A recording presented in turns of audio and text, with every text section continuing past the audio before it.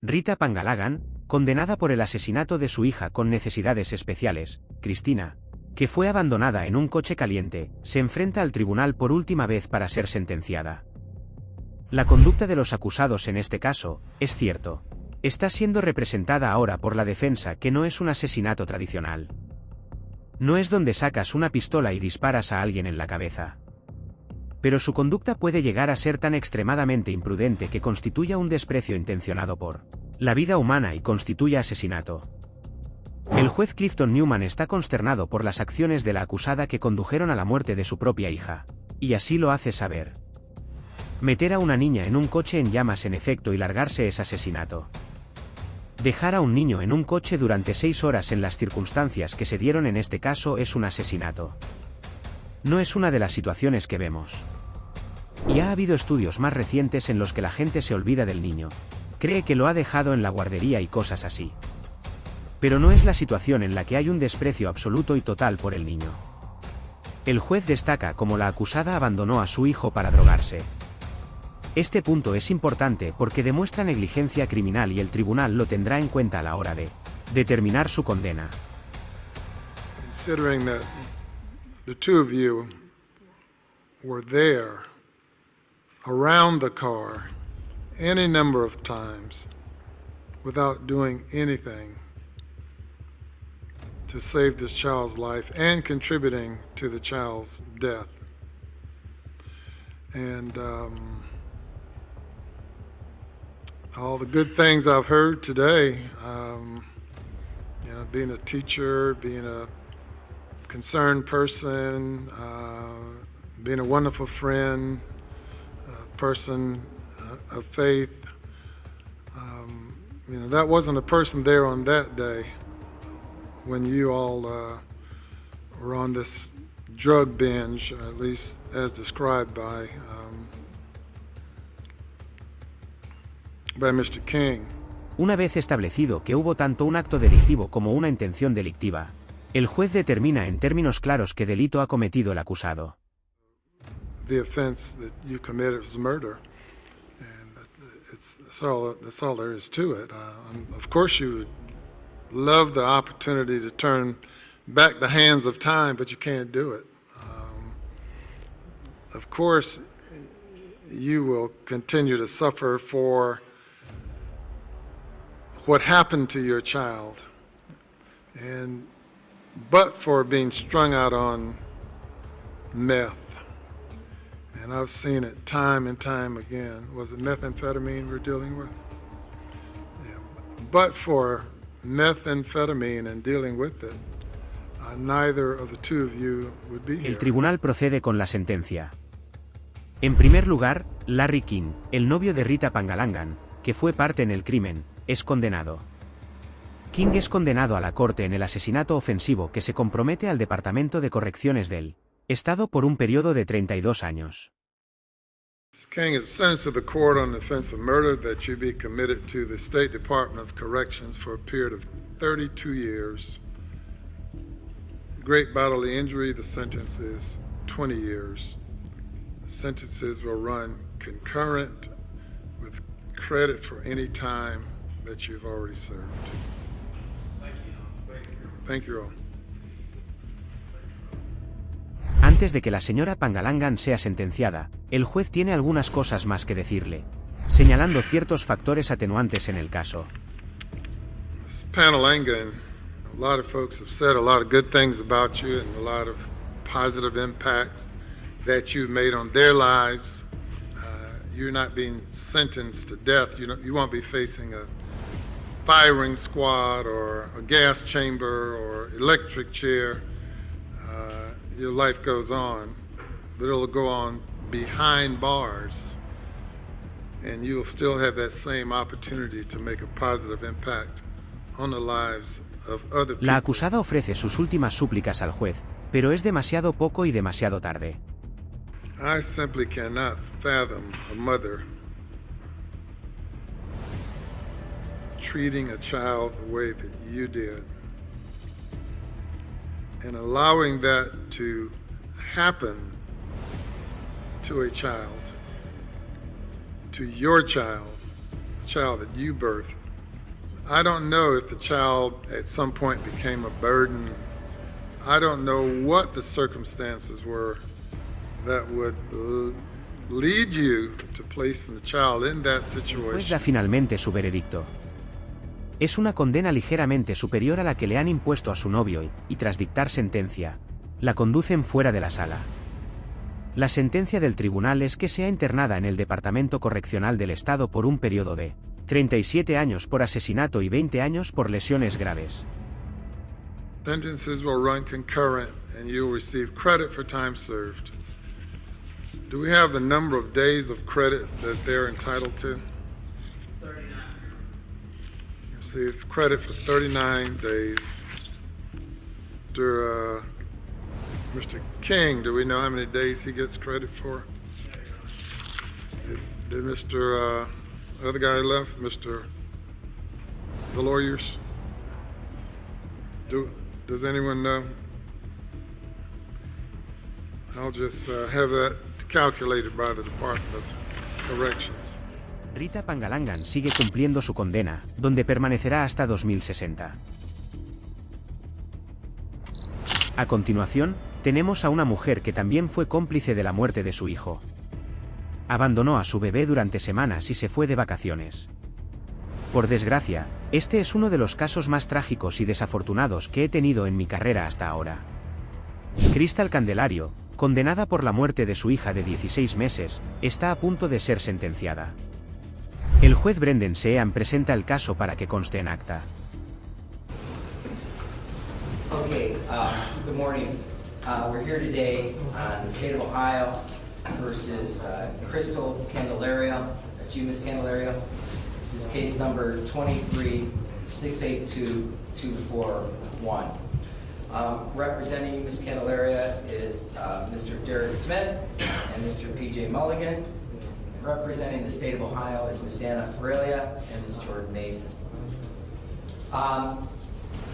Before we start, we've had numerous pre-trials on this matter, and we have an interpreter here that's been involved in all the proceedings.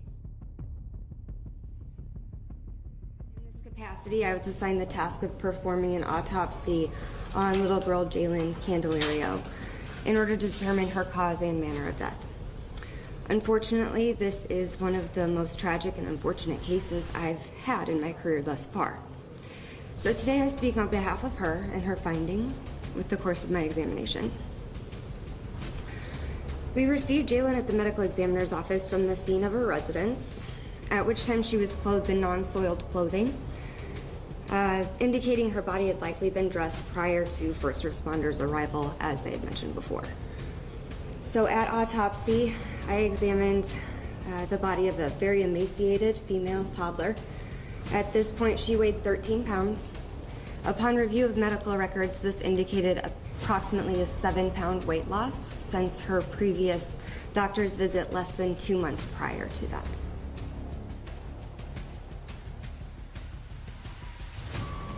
The eyes were sunken, and she had temporal wasting in her face. In addition to that, the skin showed markedly decreased turgor, meaning when I pinch the skin, it remains in that tented position, indicating severe dehydration. In addition, there was abundant fecal material present, caked on the fingers, the fingernails, the hands, the feet, as well as the soles of the feet. The same material was found on her lips, which were very dry and flaking, as well as in her oral cavity, caked to her teeth. She did have some diaper rash appearance, as well as fecal material adherence to those areas.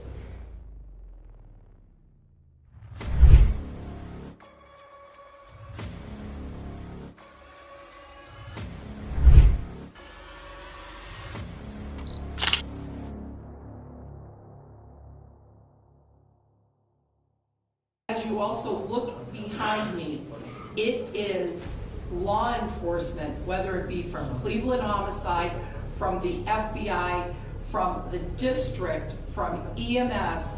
These are all the people that participated in this case and that they are here to be the family for Jaylene Candelario because her own family did not have the courage to call the prosecutor's office and ask what was going on with their case. They were more concerned with their own daughter.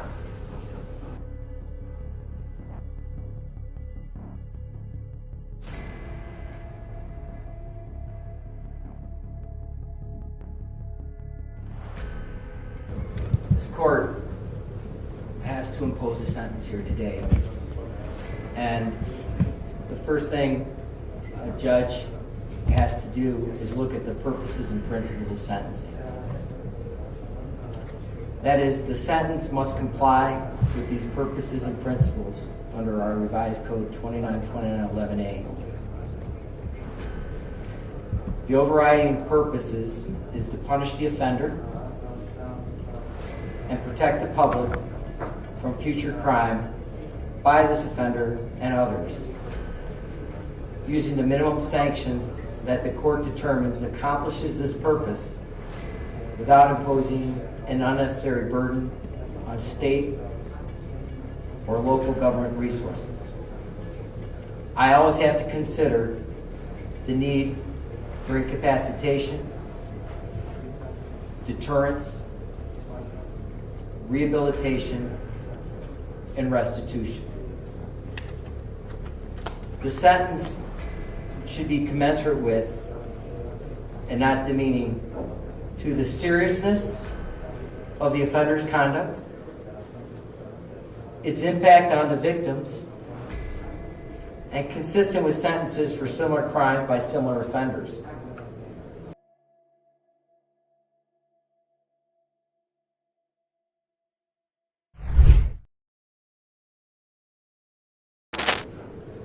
You committed the ultimate act of betrayal, leaving your baby terrified, alone, unprotected, to suffer what I heard was the most gruesome death imaginable, with no food, no water, no protection, and lying in her own feces. Ms. Candelaria, you know the responsibility of parenthood. Después de todo esto, el juez procedió a sentenciarla a cadena perpetua sin posibilidad de libertad condicional. Just as you didn't let Jaylene out of her confinement until she died, so too, you should spend the rest of your life in a cell without freedom. The only difference will be that prison will at least feed you and give you liquids that you denied her.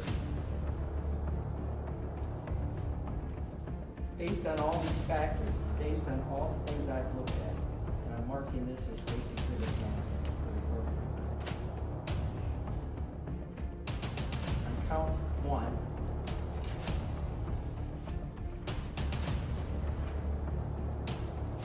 aggravated murder. I'm going to sentence you to life in prison without the possibility of parole. El Candelario sigue cumpliendo su cadena perpetua y no verá el exterior de una prisión en el resto de su vida. Por último, tenemos a otra mujer que mató a su propio hijo. Esta vez, sin embargo, la víctima es un niño de 15 años. Jude Matthew Castle presenta el caso contra Sanda Banda Ark para que conste. Ya ha sido declarada culpable y está aquí para ser sentenciada. We are on the record in file 23110FC. It's people of the state of Michigan versus Shonda Vander Ark. Are you Shonda Vander Ark? Yes, sir. All right, Ms. Vander Ark appears before the court with her attorney, Mr. Fred Johnson. The people are represented by Matt Roberts. The date and time scheduled for a sentencing in this case. Have the people had a chance to read the pre-sentence report and the attached guidelines? We have, Your Honor. We have no additions or corrections, although I have been advised by Mr. Johnson that he does have a number of corrections. We've discussed those over email, but for his objection to the restitution award, we have no objection to the corrections that he is seeking. Una de las hijas del sospechoso, Millie, decide dirigirse al tribunal. Sin embargo, no habla en defensa de su madre, sino en memoria de su hermano, Timothy Ferguson. I'm Millie. I'm Timothy's youngest older sister. I'm 2 years older than him. One of my earliest memories I have was being taken away from my parents by CPS. My 2 older brothers rode in a car ahead of us, and me and Timothy rode together in the second car. And in every picture we have as a family, Timothy was always right by my side. We were the 2 youngest, the 2 smallest. We were the 2 that sat in the middle in the backseat car rides with the 2 small car. The last 2 to get hand-me-downs, the 2 that never had to worry about not getting homework help from an older sibling. He was always 2 years behind me, so every time I got to the next level in school, that's how many years I had to wait for him to follow Millie along. parece haber tenido una relación muy fuerte con su hermano y está muy dolida por su muerte. Lamenta no haber sido capaz de sacarle de la situación de maltrato en la que se encontraba. People could say whatever they wanted about me, I didn't care, but not about him. And never about him. Because I was his big sister. It was my job to protect him. I like to say I don't regret things in my life, that every mistake I've made has made me who I am today, but when Timothy died, I couldn't stop regretting. I regret not hugging him more and teasing him so much instead of telling him that I loved him every once in a while. I regret not putting aside my differences with Shonda and Paul just to check in on him. I regret not dancing with him the last time I saw him at our brother's wedding. These are the things that I can't remedy now. There's no fixing what's been done. No way to redo it all over again, and that's my regret. That I couldn't protect him when he needed me most. Timothy was so smart. He could take anything apart with any tools, or Después de none que at la all. familia y los amigos de la víctima se hayan dirigido al tribunal, el fiscal decide hacer lo mismo. Lo hace para subrayar que el acusado no muestra afecto ni siquiera hacia sus hijos vivos. I want to preface this by saying that those of us involved in the justice system, including the defendant, know what sentence the court is going to impose here, at least for that first-degree murder charge. And it is a sentence which is as warranted in this case as ever there was a case. That life without parole is the only sentence that Ms. Vander Ark should receive.